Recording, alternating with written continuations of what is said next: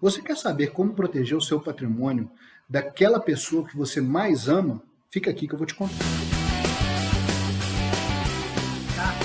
Para o cliente. Então é muito importante que você volte com o Bruno Rocha e assine o canal para saber. Muito bom dia, muito boa tarde, muito boa noite. Hoje eu vou tratar de um assunto que é um pouco delicado. Isso porque, muitas vezes, em algumas famílias, nós temos uma pessoa, um filho, uma filha, um sobrinho, um neto, que, por algum viés da vida, se envolveu em alguns problemas. Ou é muito gastador, ou não tem muito controle da sua vida financeira e está devendo, fica com uma dívida muito grande. E fica com uma dívida muito grande, põe um risco até mesmo o patrimônio daquela família. Alguns casos, eles têm uma doença de dependência de drogas ou de álcool.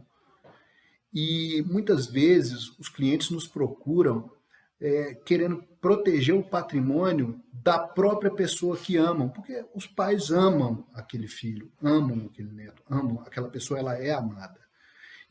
Mas querem proteger o patrimônio dele mesmo, para que aquele patrimônio continue sustentando ele, mas não permita que ele, devido aos viés dele, aos problemas pessoais, venha a se desfazer daquele patrimônio e depois fique sem nada. O planejamento patrimonial da família cai perfeitamente nesses casos. Essa ferramenta incrível que nós trabalhamos, que é a holding familiar, ela cai como uma luva nesses casos.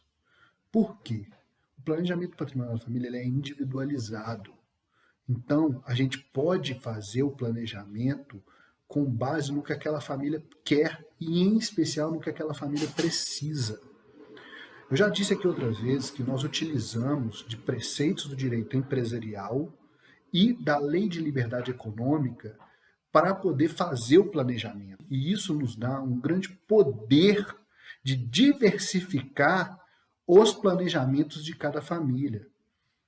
Vejam só, tivemos um caso aqui, o pai e a mãe tinham 3 filhos.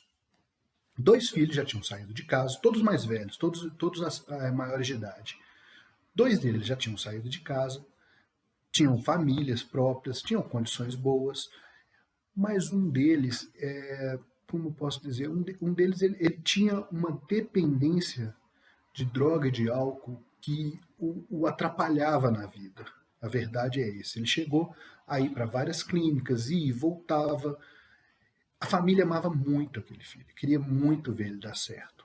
Só que os pais já estavam chegando numa idade avançada e estavam com medo de que quando eles viessem a falecer, o filho pegaria aquele patrimônio que ele herdaria e não duraria mais de 1 ano, porque iria vender, iria gastar com outras coisas, e isso acabaria com o patrimônio da família e acabaria com a vida daquele filho. A preocupação deles era pela continuidade, para que ele continuasse tendo alguma coisa com que se sustentar. O que nós fizemos? Perfeitamente possível. Fizemos a holding, fizemos a doação das cotas sociais para os 3 filhos.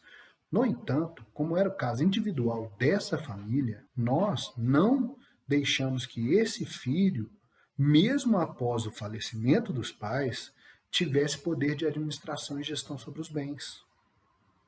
Foram nomeados outras pessoas, que eram os outros 2 irmãos, foram nominados como administrador, mas também não deixamos o poder total nesses irmãos. Deixamos sim a obrigação de pagar os dividendos, de pagar uma parte da questão desses patrimônios mensalmente para esse filho, de pagar as contas de determinado lugar.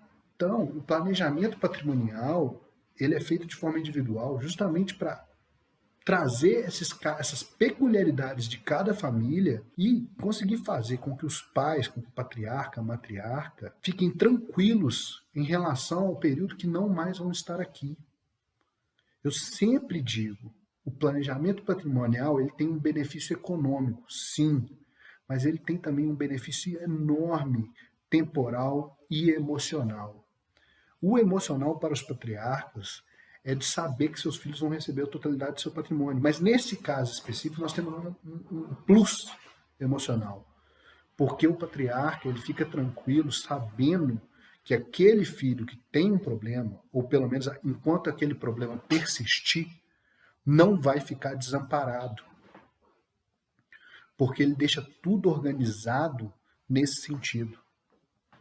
E o benefício temporal é o automático, não precisa de um custoso processo de inventário para que essa transferência ocorra. Meu nome é Bruno Couto Rocha, advogado, especialista em planejamento patrimonial da família. E se gostou do que ouviu, continue aqui para ouvir mais.